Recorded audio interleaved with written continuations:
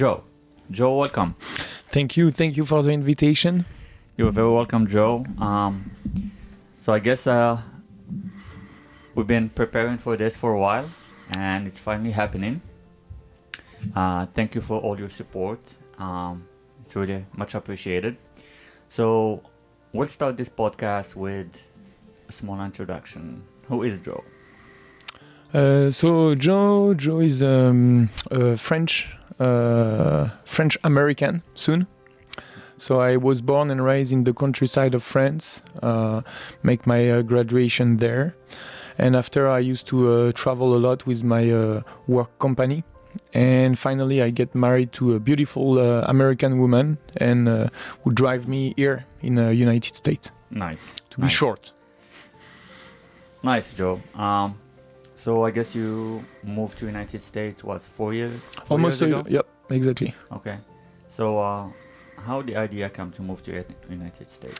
So like I say, I fall in love with a beautiful woman, which born and raised in Columbus. Nice. And it was during the period of COVID. COVID happened, everything shut down in France, unfortunately. Mm-hmm. And she told me, but come in my country, everything, we still have opportunity to work and stuff. And I say, okay. It was a hard jump to do, but with her help, I did it, and I'm proud of it now. Yeah, and we're happy to have you in Columbus, in Ohio. Yes. And here we are. There is a reason for why you are in this podcast. The podcast is putting the spotlights on successful people who moved from different countries and, they made it in America. And as you know, everybody believes in the dream. And I think America offer you that. And but before we, dive in, so Joe, how did you end up by, working in the hospitality industry? So I think it started really young. When I have 14, directly after middle school, I wanted to be a cook at the beginning. Okay. I find a restaurant where I wanted to work and make a special high school for cook. Mm-hmm. And unfortunately, the restaurant, the owner of the restaurant sold the restaurant at this time, and I didn't have the opportunity to go. So I keep this idea on mind. I went to a college for something else, and as soon as I get out of college, I say, okay, where I can go back to hospitality. So I went to this big company called Club Med. Okay. It's kind of a resort. We can speak about that maybe later. And I get back to the food and beverage industry. So first as a bartender, assistant bartender, sommelier. So you started from the bottom. Exactly. Which is great for, anybody who have the passion to start in this industry. The best thing to do if you have chance is to start from the bottom.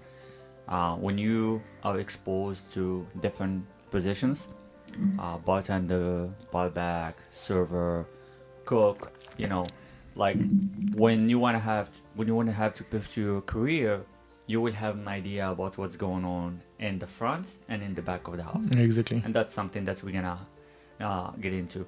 But Joe, you didn't went to a school for example, hospitality industry. I know in France there is like l'école hôtelière. Exactly. So I put my inscription. I was ready to go, and literally it was 2 weeks before entering the school. Like I said, the owner of the restaurant where I was make a stage preparing my high school just sold the restaurant. Wow. So I went. My parents threw me in a general high school at the place to be the cook, but I always keep this I'm a foodie. I'm passionate. I love wine. I love food. So I always knew, and I will come back to this. And this is great area. Message to send to everybody that if you have the passion, you don't need if you don't have chance to go to school to l'école hôtelière or wherever, don't give up on your dream. Never. You still can make it. That's for sure. Because right now, when we're gonna go back to, to your journey, but right now, you're a manager in one of the biggest gaming company in United States, which is great, right? Oh yes. So going back to Club Med, I see that you had chance to work in Morocco, right? Oh yes, I was really lucky. This company make me travel a lot, and one of my first abroad travel was to Morocco. And in one word, wow! Like literally, that was an amazing experience. Culture-wise, food-wise. Again, I'm a foodie. I'm sorry, but like everything, the atmosphere, the people, the like. So it was the first time like you are traveling to an overseas Exactly. country. And it was Morocco, right? Exactly. So how was like the first impression? I remember I landed to the airport, so I went directly to Agadir. That's where I spent. City. Oh yes, on literally on the beach, known for the port and and so I land there, and I said first the weather was beautiful, like it was hot, but with still this wind from the Atlantic Ocean, beautiful, and the first thing is like the culture, like the people was like. Everything was alive. Everything like you have people who are speaking together, helping each other. Like it was like something that I didn't find in France. Maybe something a bit different. But like it was like warm, welcoming, a warm welcoming. Nice. Well, I'm glad you had a great experience. What did you learn about Moroccan people? A lot of things. I learned about the religion. So of course, first things I bought a Quran because I'm open-minded. I got raised as a Catholic, but I said like, okay, let's learn and dive about that and understand the culture. I learned about the food. Like one more time, the food is amazing. The fish are like I need to speak about that. I went to the marina, and behind the marina you have a special restaurant. It's more for the people who know, of course, and the fish is fresh. Of course, it's grilled from there. I also the generosity of the Moroccan people, the open arm, helpful. I even I even have a dinner so one of my coworker was really nice, and one night he said, hey, come eat at my home with my parents, and I experienced and enjoy a beautiful Moroccan dinner. It was like awesome. I'm glad you had a great time. Oh yeah. So that was a little bit of your journey so far, and now we can dive in to your experience and what you learned so far.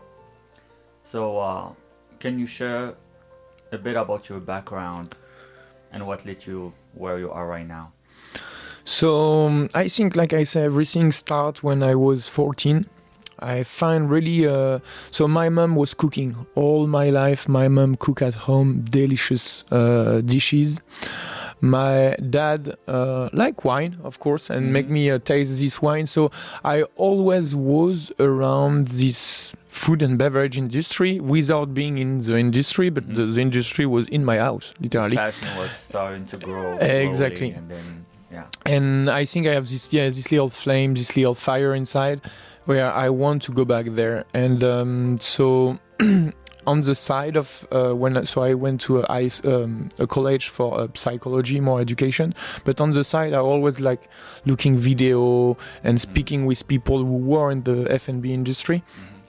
And as soon as I had the opportunity to jump in this industry, I did it. Like we just say, I start at the bottom, and I enjoy it. I enjoy make the dishes. I enjoy start to serve some few mojito, and after to manage and order, and step by step, year after year, building a kind of experience for me.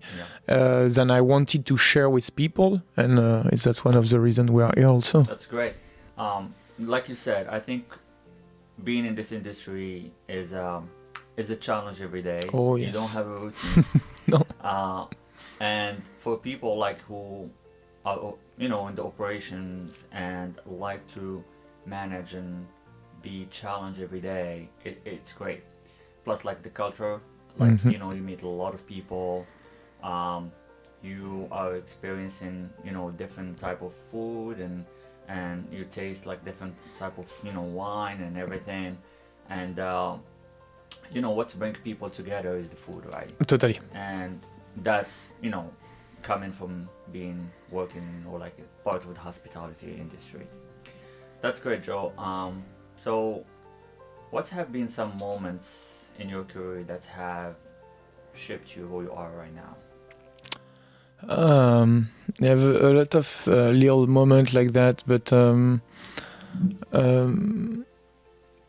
I think adversity is every day. Like you just said, challenge are every day. I remember when at one time at Club Med I was a bar manager, and so I have 21 employees under me, but from 11 different nationality.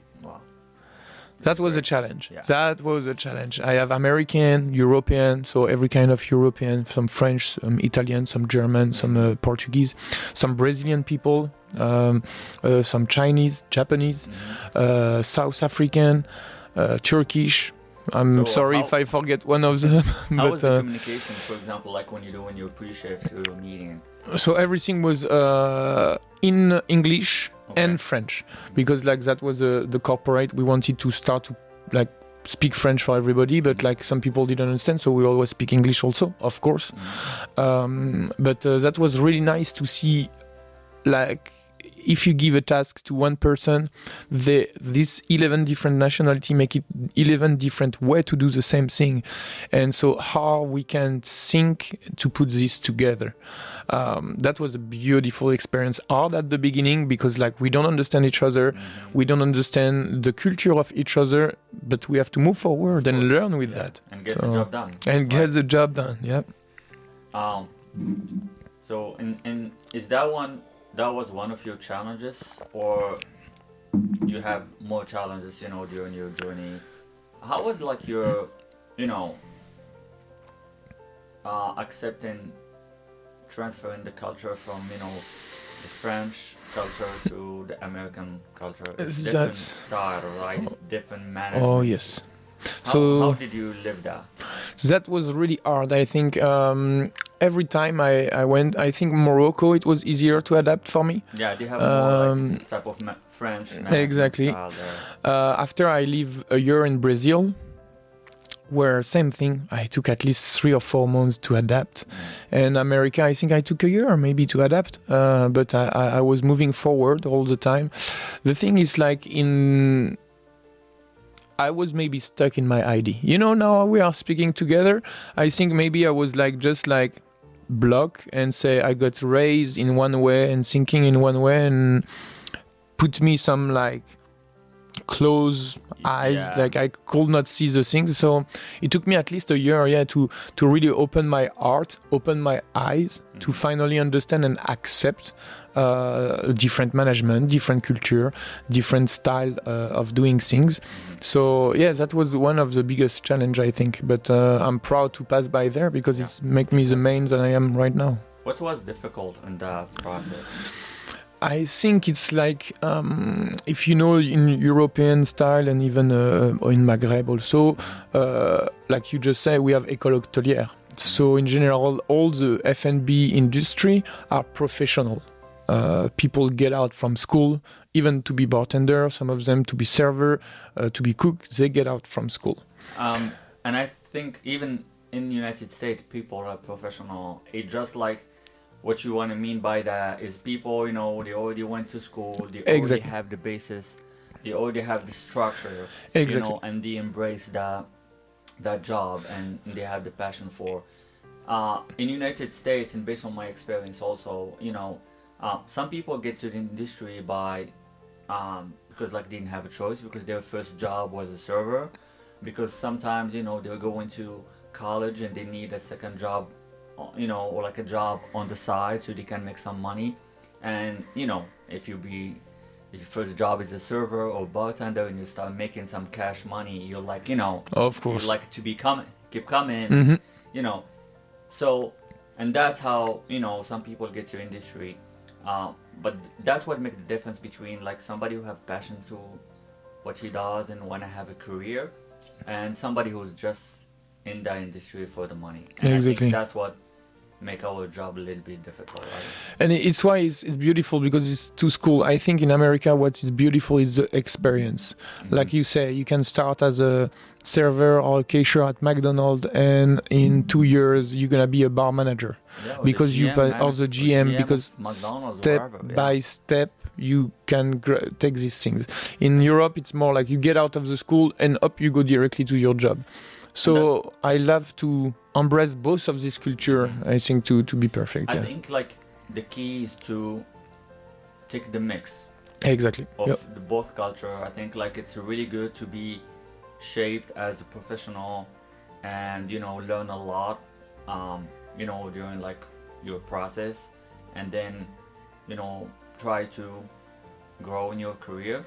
And in the meantime, when you are in the United States, like, do you believe on what you're gonna bring to the table, your experience, your background, versus Europe, like it's which degree you have, Exactly. And that was always a not a problem for me, but you see so many talented young people that they can move up with the company just because like they don't have the degree, and they get judged by that, versus like in United States, you can start as a server and you can work your way up Exactly. to the high and it's why position. I think you have both good and both bad, and I totally agree with what you see. How many people I saw in France who have a great degree but don't do the job? And how many people I see here are just a dishwasher or server, but I will be ready to hire them as an assistant manager because like they are passionate, they want to do, they are here every day and they do the job. So one more time, it's like the perfect one is a mix of this. So that would be your advice for our audience. Like if you are moved from different country and you have this mixed culture, I think like it's better to sit down and look for, okay, what's the positive from my previous culture, wherever, what's the positive here, and I'm gonna try to take the embrace mix it, of it, and then try to make something with that, because I think still like there is a lot of opportunities, especially in our industry. If you work in hotels, if you work in restaurants, the hospitality industry, the casino industry, it's growing so much. And after COVID, like the industry took a big hit, and a lot of people who were working on restaurants, wherever, they find different ways how to make money. As there is so many opportunities online right now, and this company is now struggle, especially like with having the talents and the right people to do the job. Recently we start noticing a little bit of shifting towards like people want to go back, but now it's become more competition of retaining those good people. That's the hardest part. The competition is tough. People will leave you for $1 or $2 extra, right? And what makes the difference is leaders and managers. Managers. It's the culture of the company, how we are doing to retain those people, how we kind of keep these people motivated and want to come in to do the job every day in the positive way. That's the major role that's making the difference, Joe. I totally agree with that. Great. So Joe, what motivates you to keep going forward? That's gonna sound silly maybe, but the love of food. There you go. I mean, that's great. Who doesn't love food, right? Love food, and even more, I think like humans are a social animal, and I love this social experience, this customer service that I can deliver every day. Try to find the right things for my customer, also for my employee. But like, the feeling to try to make the things right. So that's perfect, because I always say something. It's not gonna be perfect all the time. That's why there is managers, right? But it's the way how you recover. Sometimes the customer can have bad experience, and I love when customers bring that to the manager attention. And I was teaching and empowering my servers before that, hey, if you see the guest, are not enjoying their meal or they make you comments, please bring that to the management attention, because like you give us a chance to recover. So you have to recover why they're still in your building, Exactly. why they're still in your hotel, why they're still in your restaurant before like they leave. If they leave, you're gonna hear back from them, and most Sure. of the time you hear back from people who had bad experience versus Yes. for people who had good experience, because that's the expectations. But you still can be like, recover once you hear back from them, but sometimes it's gonna hurt you more, because the review can be online, For sure. it can be on some powerful platforms, it can be on the company platform for surveys, and sometimes it's not too late, but it's hard, it's already there. The damage is done. The damage is done, versus like if you recover, you show them that you care, you apologize. And that's something that I want to share also, like people, when they bring their concern to you, like, don't take it personal. It's nothing with you. They have some kind of experience and expectations, and that wasn't good, that wasn't what they looking for. So it's good to apologize, empathize, listen to them, and then try to recover, try to do the right thing. Because like that way they will be like, okay, these people care, this company cares about us, they want us to come back, they want us to bring our business back again, and they're doing the right thing. Mm-hmm. And one customer happy, he will tell like 9 other customers, and one customer unhappy, he will tell another 9 customers. That's being confirmed by study. So I will take my chance to do the right thing and try to recover, and most of the time you become friend with this guest. Exactly. Yep. It's the way how you recovered, you show that you care, and every time they're gonna come back, they're gonna ask for you. You build like a relationship with them, and that's how you make them coming back and keep asking for you and bring you the business. When you say that, I have so many examples of exactly that, like a customer unhappy, I recover in time, and now every time he come inside the building, he come to see me to say hi. Mm-hmm. And that's, to be honest, that's better than a pay. Yeah. Maybe not, but like almost, like, Well, because like it's really something like you see the smile, you see the happiness, the satisfaction. It's really great. Like that's grateful. Recover with a style. Exactly. Everybody have a style. Once you find yours, you're gonna have no trouble. Yep. That's great, Joe. So in our industry, it's very hard to keep like a work-life balance. Yeah. You work in the operation every day. You have call-offs. You have sometimes people have some circumstances that they can show up to work, and we have a business to run, right? Sometimes you have to work 6 days, sometimes you have to work 7 days. It depends if you have any events, promotions, wherever is going on. And I know it's tough for everybody who works in this industry, but that's what makes us different, because we have passion for what we do. How you balance that? How you balance your work life? That's a difficult question. First, it depends on the schedule, like you say. But in our industry, a fixed schedule is pretty hard to find. I always say, you know what time you come in, you don't never know what time you go home. Exactly. But no, the thing is, like, I think the main subject is to find satisfaction. Where is it? And live the present moment. Don't mix professional and private life. You go out of your home, you close the door, you let all the trouble you have in your house there. Same thing when you get out of your work. Close the door of your office or of your building, all the trouble you have there, stay there. Don't bring them back home either. I agree with you in certain... But it's hard. It's hard for leadership. Yes. Because you need to pick up the phone when you receive a phone call, right? Of course. Because like we're always on the clock. Yeah. Even today, I received some message. It's always gonna be the case, especially when you run a big operation. Mm-hmm. And the operation run 7 days a week, 24/7. That's the industry we're in, right? So, yes, sometimes I would say leave your work problems behind. Don't bring them home. But you have to deal with it. You're gonna have some time to receive a phone call. Oh, And yeah. I always say that when you receive a phone call, I feel like when I receive a phone call, I feel like, okay, my managers and my leaders, they tried every single solution, and now It's your they turn. don't have a choice to call me. Mm-hmm. Because like I always empower my manager and make sure like, you know, they're gonna make the right decision.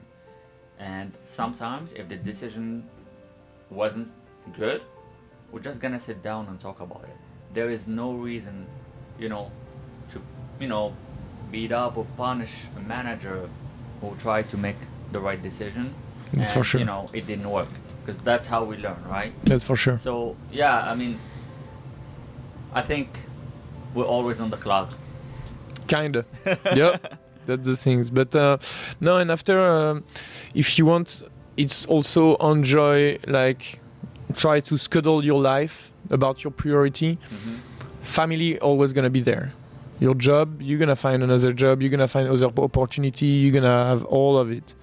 But your family is it's what's matter. Exactly. So I think it's really important to find a company and a job who give you this opportunity to have a nice work-life balance, which is my case. So I'm pretty happy on that and pretty lucky. Well, that's great. But how, for you, you know, you find your work-life balance? How do you relax when you go home or in distress? Do you have like hobbies? Do you like so to read? yeah, I have some hobby. I'm Cook, so exactly. So one of these is cooking. I love spend time in my kitchen and cook for the family, my wife, and for everybody, even friends and stuff. Receiving people for dinner. I like to walk in the forest. I'm a countryside guy. Okay. So where I come from, it's a little city of France of 2,000 people Okay. and nothing around. Wow, 2000. Huh? Yeah, 2,000. Yeah. So I like to be in the nature. I play also a bit of video game sometime, yeah. And after, yeah, I just try to disconnect. I'm not too much on social media. So like that, I don't have fun. I try to, just to breathe and relax. Be simple. I mean, that's very difficult on this Oh yes. world right now. Like when everybody is on social media, Mhm. their cell phone, and yeah, I mean, kudos to you, man. I mean, I let my wife taking care of that. oh, here we go. So at least like one of you is doing the Exactly. job. Oh yes. Okay, Joe. So how do you approach failure, Joe? And what have you learned from your, you know, setbacks? That's a good question. To be honest, I still don't approach failure like I will love to approach them. I still struggle, like I think every human. But now I take a step back and try to understand that it's not a failure, it's a learning. Exactly. And it took me years to understand that to don't be too hard on myself and don't say like I failed. I'm sorry for my French, but I'm not good. I'm never gonna do that. Like, and said no. Hey, you just miss it once. Try again. Exactly. Don't give up. Move forward. And if after 7 attempts it still not work, if you want to do it, keep doing or change. Keep your mind open. Yeah. Change. Maybe that's not for you. Maybe that's a good way to do, but it's not the good drive. So that's very good point, Joe. I think like it's never a failure; it's a learning experience, and especially in our industry, you learn every day. And oh yes. You don't have a book to follow. You learn through the experiences. Sometimes you will have some experience, something that never happened before, and how you're gonna fix that, how you're gonna come up with a solution, right? And what people struggle with sometimes is the constructive criticism, and especially like with when your boss or like you manage somebody sit you down and give you some constructive criticism, it's very hard. To don't take very it hard personal. to anybody to don't take it personal. Oh yeah. But I think what makes the difference is how you're gonna take that feedback and sit down and sleep on it, and how you're gonna react after that. Mhm. That's how you're gonna be judged in the future. How you overcome your challenges. One thing I will always say is, I really appreciate when my bosses sit me down and give me some feedback. It shows that they care. It shows that they want you to be successful. True. And sometimes we don't see our actions. We're not the mirror for ourselves. They're our mirror. And a boss who sits you down and give you feedback, he cares about you. He wants you to be successful, and he, spend time with you to share that, that moment. And it's always an area of opportunity. As long as we are in this industry, we're all learning, because more we move up, it's more different management styles that we are exposed to, different, environment. It's more politics. More politics all of the time. You know how it is, to work with such a large companies. You're gonna have some time to work with people that you guys don't see the same. You don't have the same vision. You don't have the same character. But we're all professional, right? We have to find a way to work together and work on the same goal and make it happen. Yes. And I think, like you said, there is no failure in this industry. It's always a learning experience. But I took time. It took me years and years to understand that. And one more time, I jump on what you just said, to don't take it personal. Nothing is personal. It's just a process. Exactly. But I still have some hard time on that when to accept criticism, because like you say, it's how the people see you. You can't be the mirror of yourself only, because you're gonna judge yourself, maybe be hard on yourself or maybe not, but it's totally not the image you give to others. And it's why it's really important to listen and get feedback from other people, your manager, but for everybody, from everybody, just to understand how you are perceived, how the people see you. Exactly. Well, that's great, Joe. So let me give you this question. I'm really curious to see the answer.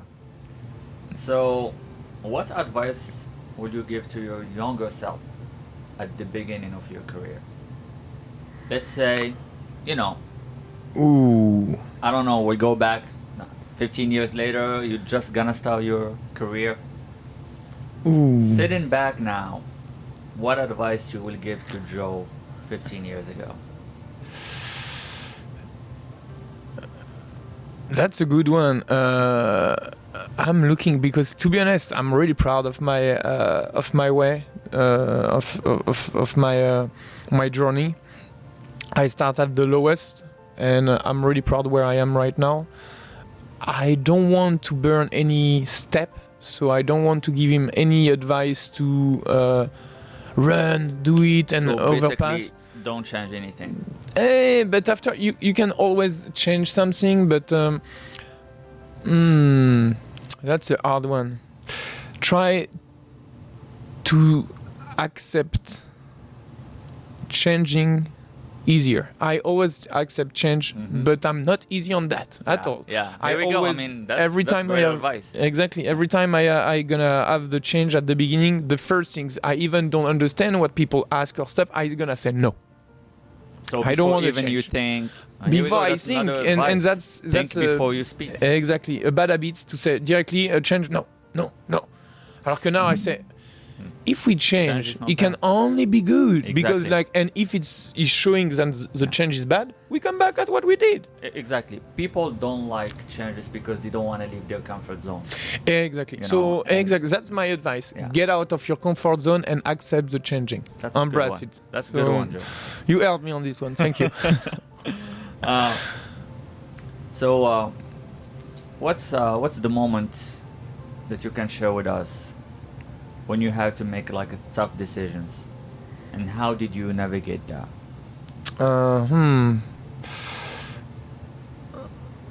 For Is moving to United States was a tough decision? I was saying to say like, is it about life or work? But yeah, it's exactly what I was It can thinking be about. anything, personal or Moving to professional, United like- States. I can tell you that was one of the best Yeah. decisions I made. And I mean, we're not talking about myself now, but We will. We will. I went back. I mean, I moved to United States for like 7 years, and then went back to Morocco for like almost a year. Then I came back to United States. So, like the second time when I made the decision to come back to United States, that was the best decision I ever made. No, I think I was so scared the first time to come here because like one more time change again the culture, course. something I never saw in my life. Everything is big here. I'm sorry, I need to say that. The first time I come in United States, It's impressive. Like the huge, the cars, the house, the road, the everything. I'd Yeah. say like wow, but like it's full of opportunity. Exactly. It's crazy how they look at the details, and they always look for the consumer.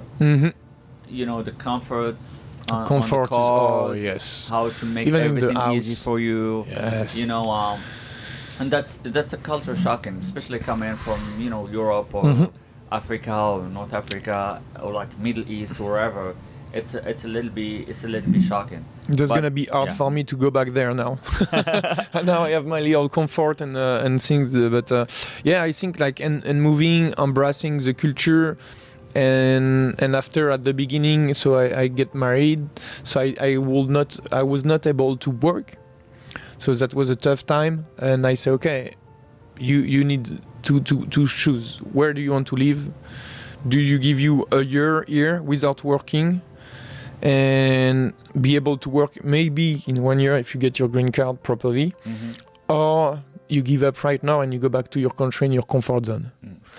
And I take the advice of myself we just give before. I say no, don't give up, get out of your comfort zone. It's gonna be all right. Exactly. It's gonna be all right. It's gonna take time, but it's gonna be all right. And look at you right now. And it took time, but I'm really glad of what I did. And just for people who don't know, like you are food and beverage manager in one of the biggest companies in gaming industry, that they own 44 resorts around the United States. Plus, they just closed a big deal with one of the biggest sports channel in the world. That show that this company just Just growing. starting. So Yep. it's really good to be part of this company at this Oh yes, time. for sure. So And it's a Joe, great company to work with, like great atmosphere, great culture, and I think it's just starting right now. So I agree. just see in 10 years. So Joe, how important is networking in the hospitality industry, and what tips do you have for effective networking? Networking is everywhere. We don't gonna lie to each other. It can be networking with customer, with vendor, networking with your manager, with other services than you're gonna work with, departments.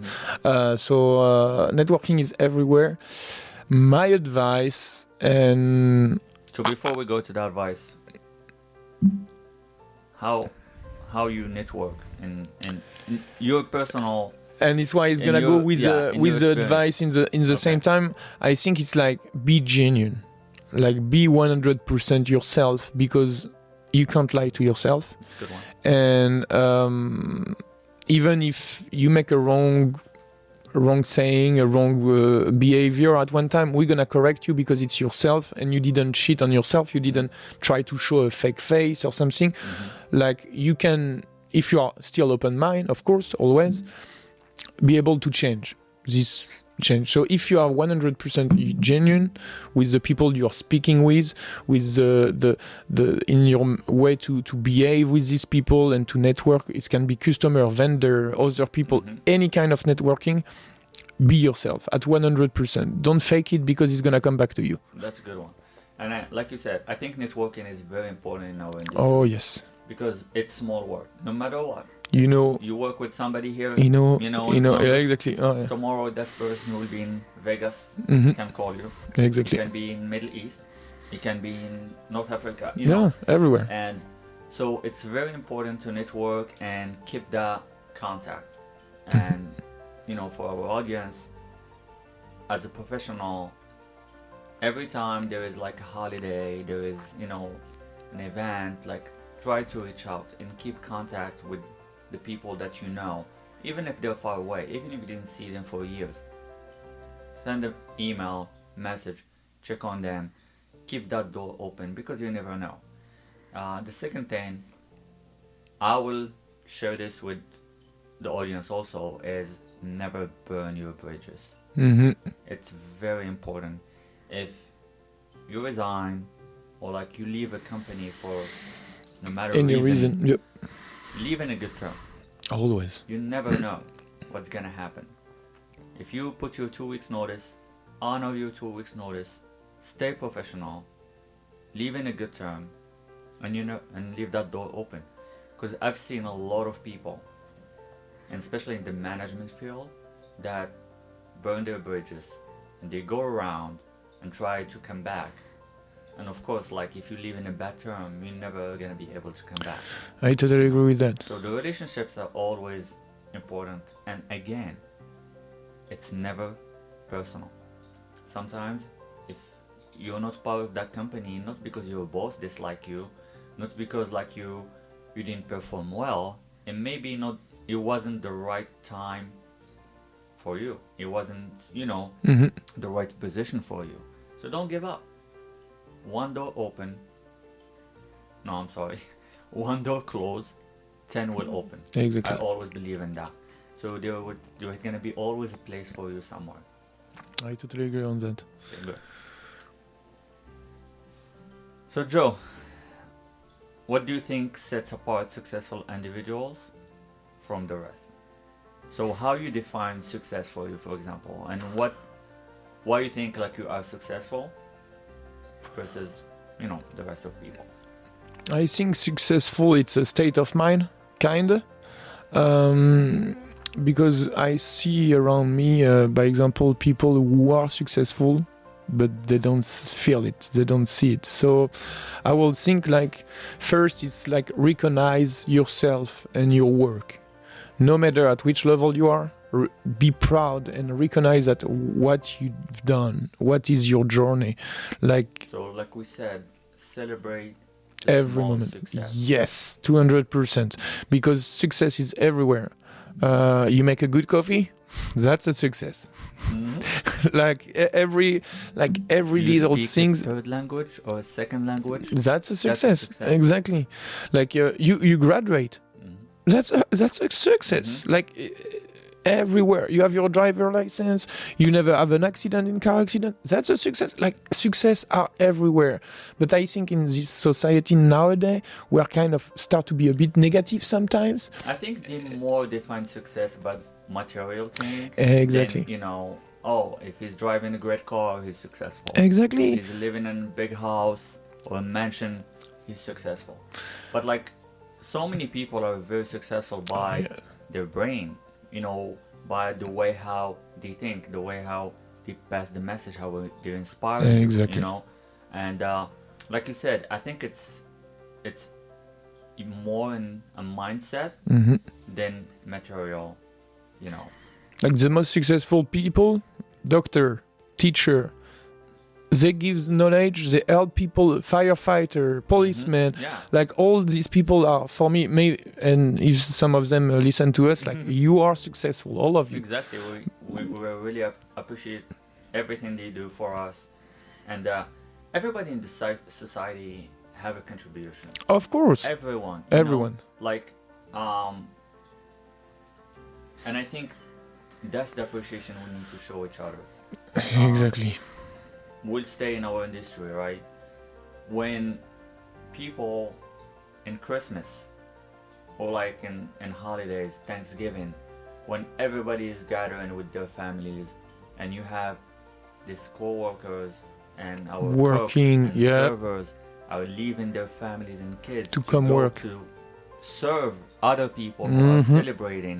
You know, I love that type of the year because like I that see give me the chill. appreciation from the people. You That's know? successful. When people are staying in a hotel or like they're in town, you know, to celebrate with their families, and you know they go to the restaurant to grab a bite or to the bar to have a drink.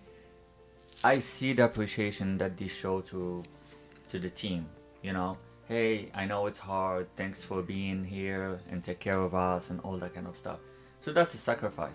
Totally. So no matter what, from the dishwasher to the cook to the housekeeping to the front desk, any single department is contributing to the happiness of our customers And the success of the company. Exactly. Customer service is everywhere. Yeah, that's a good one, Joe.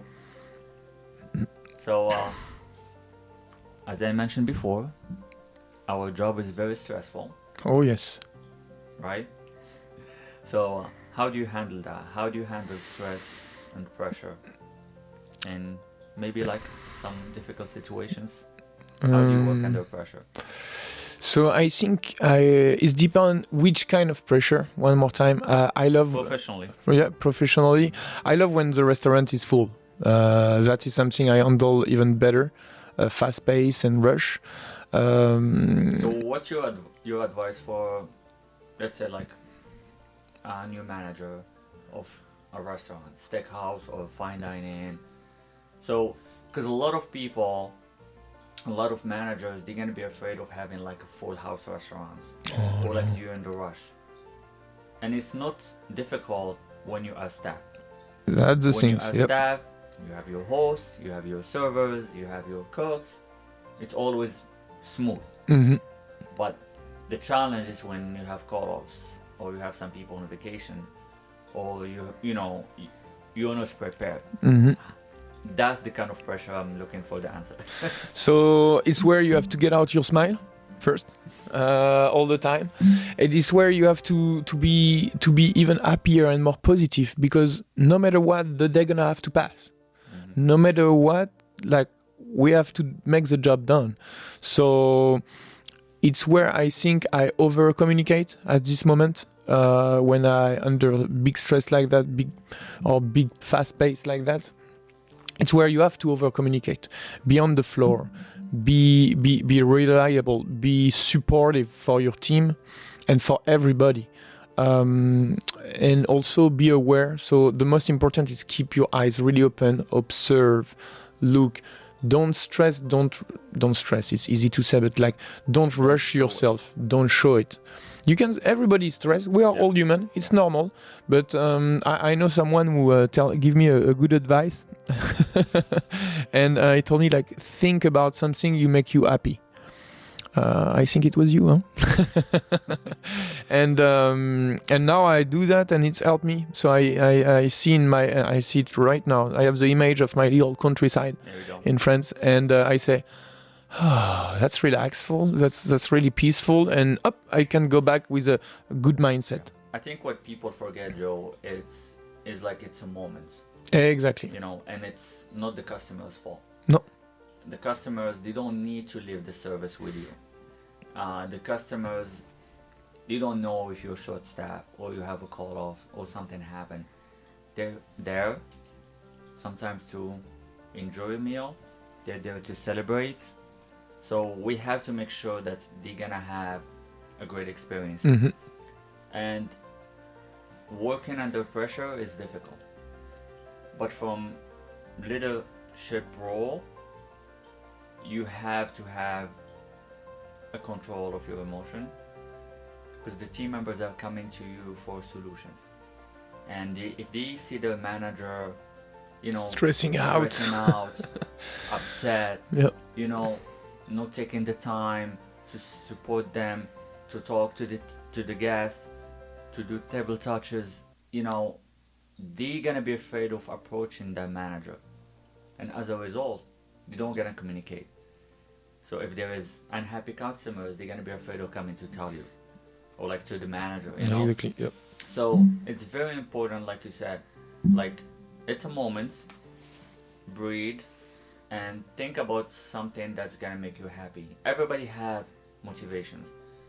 Can be your kids, you know, at home. You're looking forward for your next game. You have something planned. You know, you have a passion that golfing, wherever. You think about the moment, and then your stress gonna Relieved. disappear. Yep. And yeah, I mean that's something I learned, and I'm happy to share because like it works. If it works for me, it works for you. It worked so for me, it's gonna yeah. work for a lot of people. It took time, one more time, Exactly. but like, I mean, change just is not easy, Joe. keep your composure. Is what The I hard say. Like. part is accepting the change. Yep. And once you accept that, you know, I wasn't like this. It's through the experience, you know, through the difficult situation, through the feedback that I receive from my bosses and everything. That's how we build our, you know, ourselves and our leadership. So it's through learning. So Joe, what's one piece of advice you wish you had received earlier in your career?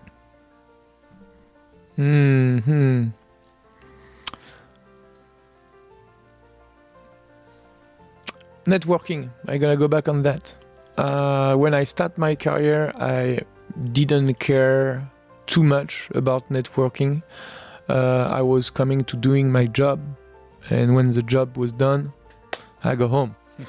I didn't give too much credit to people around me and Try to learn from and them, stuff. to know them. And so, yeah, I speak about that at least 10 years ago. Yeah, like, take your time. Life is coming. You know, it's in front of you. Take your time. You don't gonna lose nothing except like learning more things. So, yeah, take your time. That's good. That's a good one. So Don't rush. don't rush. And I think, especially in this industry, I would say like be open-minded and multitask. Oh, that you need at least, yeah. I think if you are a server or you are a supervisor, be open to be cross-trained to learn different departments. If you, let's say, if you work in sports book, for example, and that's the only exposure you have, try to learn how to manage, for example, like a quick service restaurant, or like the beverage side, or like the fine dining side. Like talk to your boss and have them like give you like 1 hour maybe, you know, every day, to learn different aspects of the industry. The big picture. The big picture. Yeah. That's gonna prepare you to your next move. And the company, if they're looking for an assistant manager or like a manager role, it's gonna be easy for them to promote you because you've been there. I'm a big believer of promoting within. Oh, yeah. Because like it's the best investment that any company can do. Totally agree. You spend the time with your leaders, your supervisors. You coach them, you give them the resources, you give them the tools to be successful, and once you have a position open, they're ready to take on that position. Empower them. Yep.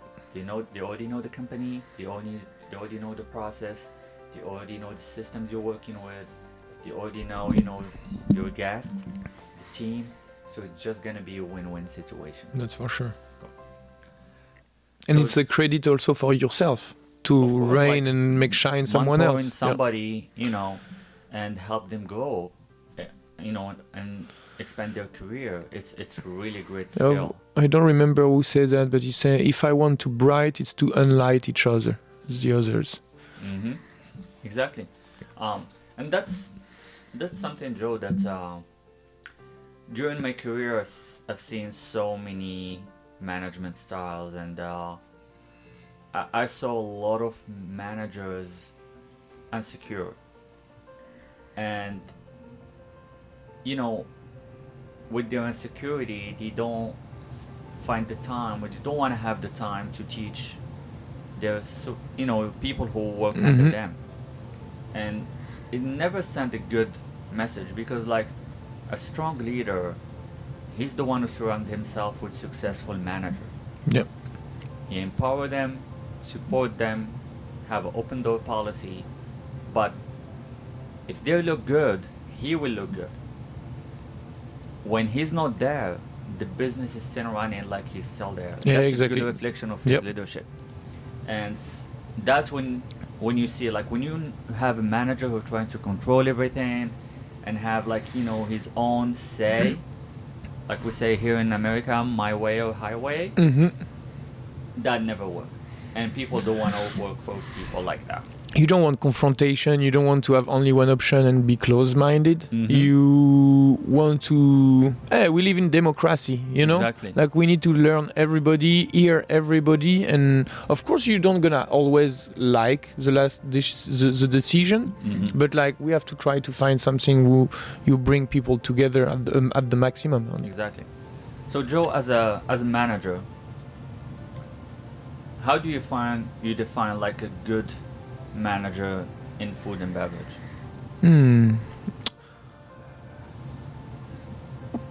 Team oriented, punctual. That's the first things. You have to be on time to work. Of course. Team oriented, because like you need to be here for your team, support, lead them, lead by example. The exemplarity is something really important. Or you can't ask someone to do something if you don't know it yourself. Like, where is the legitimacy in that? Yep. And I think after, it's communication. It's maybe funny to say, but it's like a couple.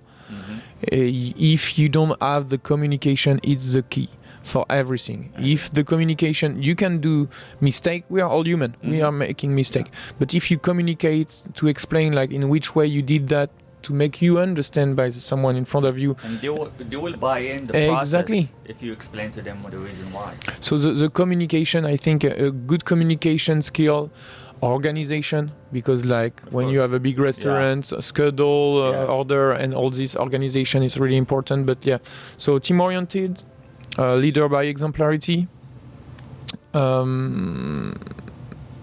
Yeah, Can I add one more thing? for sure. I think the admin side too is very important, because as a leader, so you are between managing your team, managing the operation, the day-to-day, the day-by-day operation, and then you're still gonna have to report to your bosses, and the bosses always judge by the performance and the numbers, because like they trust to manage the operation. Yep. So like controlling your COGS, and what I mean by COGS, cost of goods sold. You can control the expenses. You can work with the marketing department, on promotions, and think about different ways how to drive more revenue. Because in the end of the day, as leaders, we judge by the numbers Yes. at the end of each month. So we have budget that we need to meet, and it's our job to try, to be creative and find different ways how to keep the revenue coming.